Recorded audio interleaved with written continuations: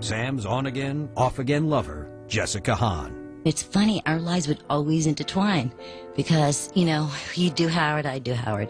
Then he does Married with Children, then I got a role on Married with Children.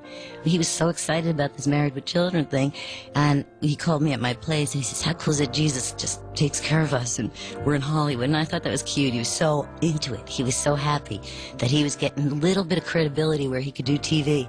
So Sam and I are talking, and he said how happy he was, and he goes, listen, I know I've been bad and all that. I said, look, Sam, I love you, you know I do, and we're both crazy or whatever. He goes, yeah, man, but I just need you to know I really love you, Jessica, you know. And I said, thanks. He goes, I'm going to go to Vegas, you know, and whatever.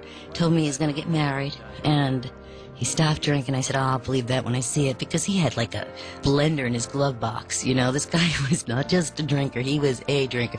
He was creative, and he was amazing how he got what he wanted when he wanted it. So I said goodbye, and I'm laying in bed at my condo. I always fall asleep with the TV on a little bit, and I had CNN on, and I see Sam Kinison born died.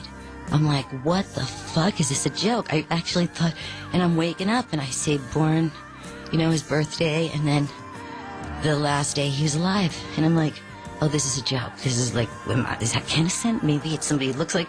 I called CNN, because I had all these contacts. I called CNN, and I talked to a reporter I know, and I go, what's with this headline you guys got? I just talked to Sam, and they said, Jessica, he was killed.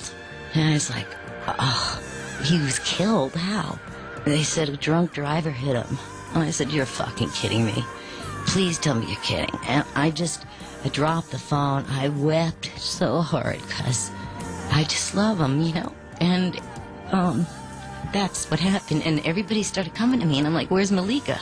They said she's getting, you know, tests done. She's okay. And they told me, Carl said how Sam died.